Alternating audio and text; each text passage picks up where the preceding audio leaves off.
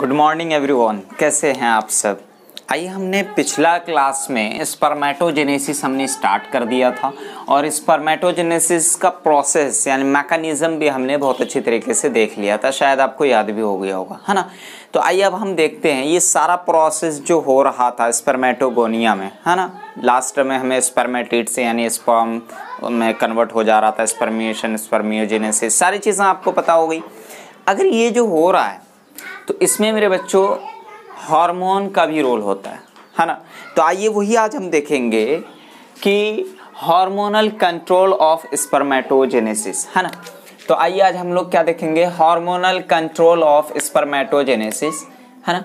अब हम सबसे पहले तो ये बता दें कि भाई स्पर्मेटोजेनेसिस जो है, ये स्पर्मेटोजेनेसिस एक ऐसा प्रोसेस है या हार्मोनल कंट्रोल ऑफ स्पर्मेटोजेनेसिस, है ना, ये कब स्टार्ट होगा, एट प्यूबर्टी, है ना। प्यूबर्टी पे जाने के बाद ही ये सारी चीज़ें आपको दिखेंगी, है ना। तो आइए आज हम लोग देखते हैं कि हार्मोन का क्या क्या कंट्रोल है। तो हम सबसे पहले ये देखेंगे, आप लोगों को मैं एक चीज़ बता दूं, हम लोग जानते हैं हमारे फोर ब्रेन में क्या प्रेजेंट होता है, हाइपोथैलेमस। क्या होता है, हाइपोथैलेमस होता है। हाइपोथैलेमस को हम लोग क्या बोलते हैं, कमांडर भी बोलते हैं ना, कमांडर ऑफ ग्लैंड्स, है ना, ये चीज़ पता है।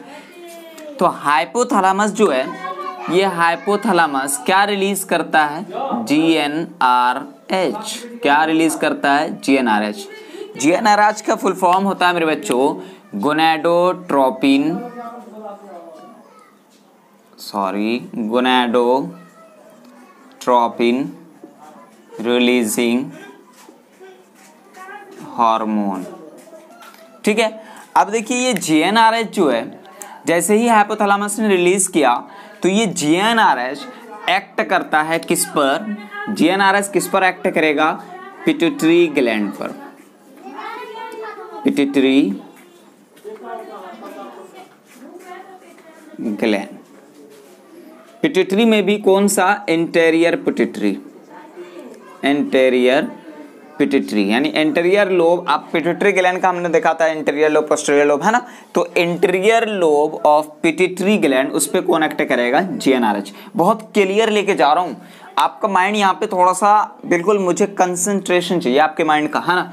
मैंने क्या बोला कि हाइपोथैलेमस क्या सिक्रेट किया, GnRH, गोनेडोट्रोपिन रिलीजिंग हार्मोन।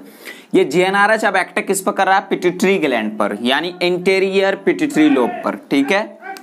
अब देखिए ये पिट्यूटरी ग्लैंड जो है, ये दो तरह के हार्मोन हमें रिलीज करेंगी।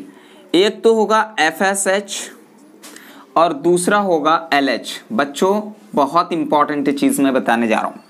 FSH का फुल फॉर्म होता है follicle stimulating hormone, follicle stimulating hormone. LH का फुल फॉर्म होता है luteinizing hormone, luteinizing hormone. Clear. अब मेरे बच्चों ये LH और FSH का कहां क्या रोल है ना। हार्मोन तो रिलीज हो गया, तो ये LH जो होता है, बहुत ध्यान से ये LH एक्ट करता है किस पर, लेडिक सेल पर, लेडिक सेल। अब लेडिक सेल कहाँ होता है सर, आपको कुछ मैंने बोला था कि ये सेमिनिफरस ट्यूब्यूल है, तो सेमिनिफरस ट्यूब्यूल में तो पिरामिडल बहुत सारे सेल्स प्रेजेंट हैं, है ना। सेमिनिफरस ट्यूब्यूल के सराउंड में, उसके आसपास क्या प्रेजेंट होता है, बोलिए जरा, इंटरस्टिशियल सेल्स। ये क्या है, इंटरस्टिशियल सेल्स। अब ये इंटरस्टिशियल सेल जो है, क्योंकि दो सेमिनिफरस ट्यूब्यूल के प्रेजेंट में होता है, इसलिए हम इसको क्या बोलते हैं, इंटरस्टिशियल सेल्स। इसी इंटरस्टिशियल सेल को हम नाम देते हैं क्या, लेडिक सेल। इसी इंटरस्टिशियल सेल को हम क्या नाम देते हैं, Leydig cell.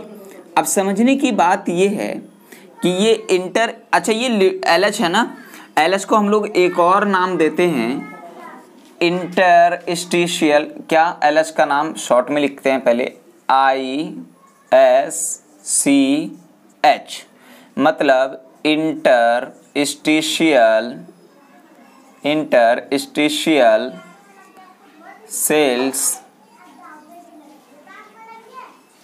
Stimulating hormone, stimulating hormones. अब मेरे बच्चों मैंने क्या बोला कि LH को हम क्या बोलते हैं, ICH, गलत हो गया, इंटरस्टिशियल सेल्स स्टिमुलेटिंग हार्मोन भी बोलते हैं, किसको, LH को। इतनी चीजें क्लियर है। अब जो ये इंटरस्टिशियल सेल था जो मैंने बताया, इसे ही हम क्या बोल रहे हैं, लैडिक सेल। तो LH कहाँ रोल अदा किया, लैडिक सेल पर। फाइनली LH का एक्शन कहाँ हुआ, लैडिक सेल पर। अब ये लैडिक सेल जो है ये क्या रिलीज करेगा मेरे बच्चों, हार्मोन। कौन सा, टेस्टोस्टेरोन, टेस्टोस्टेरोन। अब ये टेस्टोस्टेरोन हार्मोन की वजह से अब क्या होगा बोलिए जरा, जो सेकेंडरी सेक्सुअल कैरेक्टर्स हैं, secondary sexual characters develops, secondary sexual characters में डेवलपमेंट शो करेगा, है ना। अभी तक हमने क्या देखा मेरे बच्चों, मैंने कुछ नहीं देखा कि ये इंटीरियर लोब ऑफ पिट्यूटरी जो था इसने दो तरह के हार्मोन रिलीज किए, एक FSH और दूसरा LH। LH को हमने बहुत अच्छी तरीके से पढ़ा कि LH को हम ICSH भी बोलते हैं, इंटरस्टिशियल सेल्स स्टिमुलेटिंग हार्मोन। मैंने आपको बोला कि सेमिनिफरस ट्यूब्यूल के आसपास, उसके सराउंड में, उसके लाइनिंग पर कुछ सेल्स प्रेजेंट होते हैं, उसको हम बोलते हैं interstitial cells, which is other name is Leydig cell. अब मतलब LH एक्ट किस पर किया, लैडिक सेल पर, और लैडिक सेल क्या, टेस्टोस्टेरोन हार्मोन का फॉर्मेशन किया। अब मेरे बच्चों ये टेस्टोस्टेरोन हार्मोन की वजह से सेकेंडरी सेक्सुअल कैरेक्टर भी डेवलप करता है। तो ये तो हम LH के बारे में देख लिए, है ना। अब आ जाते हैं जरा फॉलिकल स्टिमुलेटिंग हार्मोन के बारे में।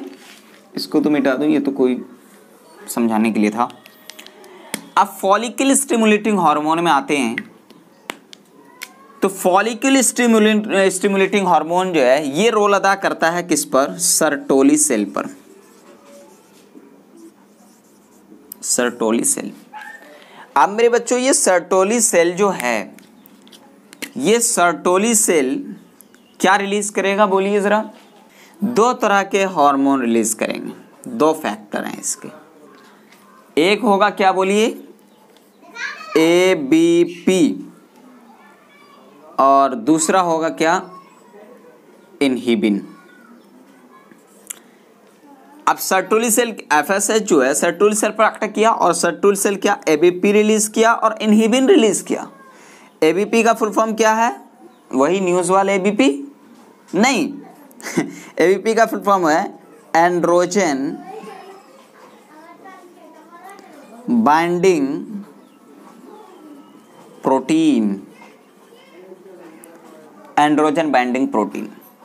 और इनहिबिन जो है ये क्या काम करेगा, इनहिबिशन का। कैसे इनहिबिशन का काम करेगा, जैसे मान लीजिए कि ये प्रोसेस हमारा एक ऐसे स्टेज में गया जहां पर हमें ये चीजें मिल गई, है ना। अब हमें जरूरत नहीं है, अब हमें नॉर्मल कंडीशन चाहिए। तो ये इनहिबिन जो है, इनहिबिन क्या करेगा कि फीडबैक देगा, कौन सा, नेगेटिव फीडबैक। किसको, हाइपोथैलेमस को, इंटीरियर पिट्यूटरी को। कौन फीडबैक देगा, नेगेटिव फीडबैक कि भाई बस कर, है ना, अब हो चुका है, अब नॉर्मल कंडीशन में रहने दे। क्योंकि पहले तो हाइपोथैलेमस एक्टिव हुआ था, एक्टिव होने के बाद ये सारा काम करवा दिया।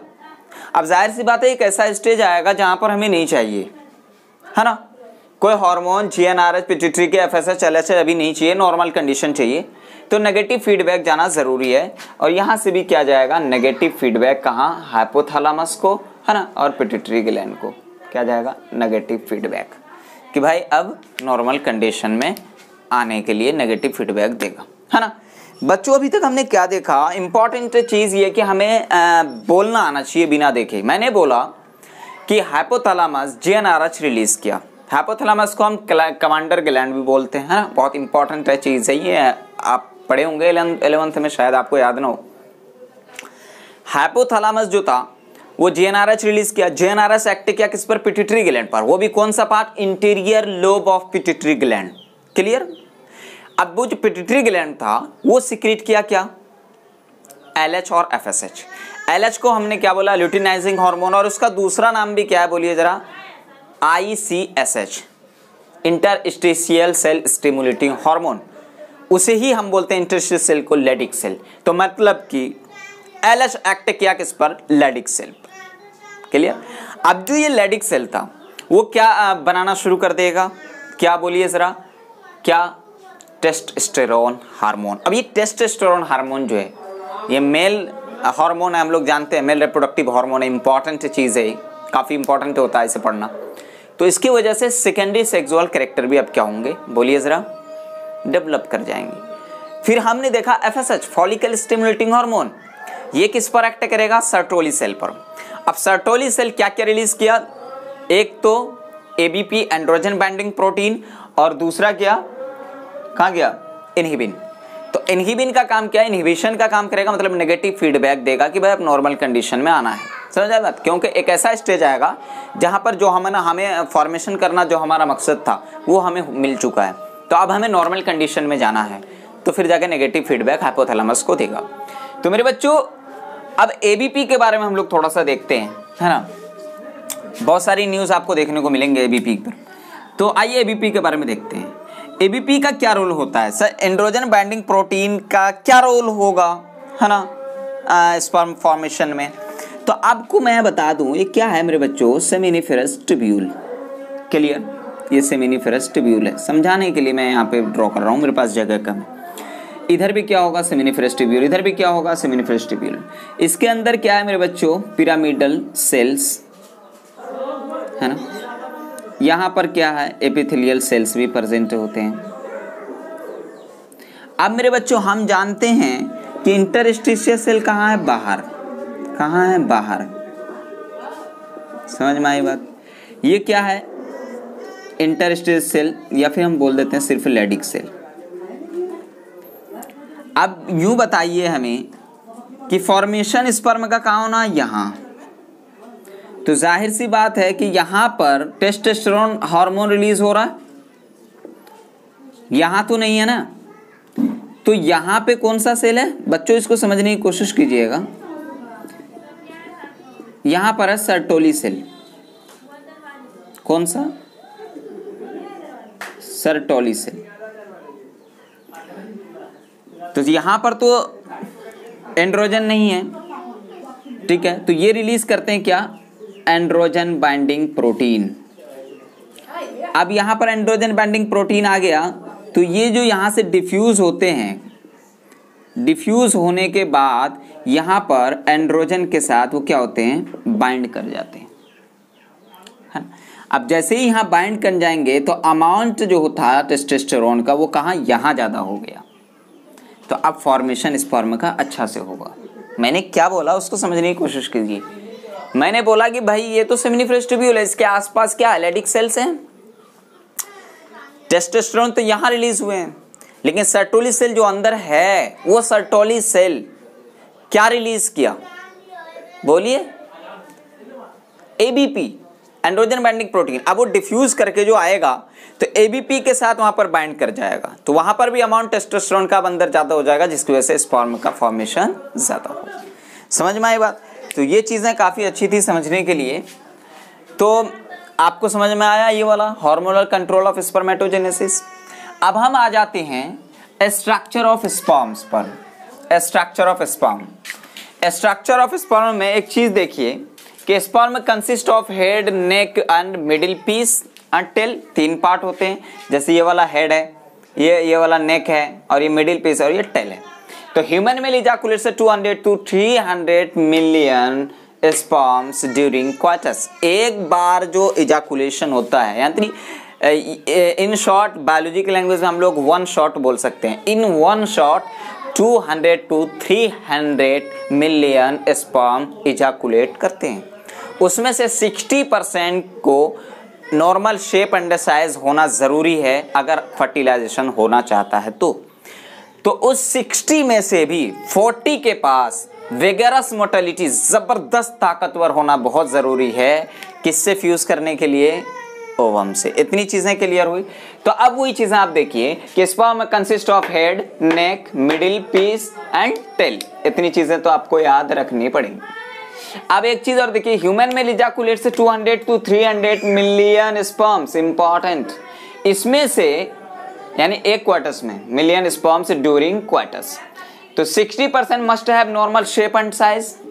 उस 60 में से भी 40% of they must show vigorous motility. Next आप देखिए, हमने एक स्पर्म का डायग्राम ड्रॉ किया हुआ है। अब आप देख रहे हैं ये हेड वाला पार्ट है। हेड के ऊपर में कप लाइक स्ट्रक्चर है, उसे हम बोलते हैं एक्रोसोम। ये एक्रोसोम कुछ एंजाइम्स कंटेन करते हैं जो कि फर्टिलाइजेशन में हेल्प करता है।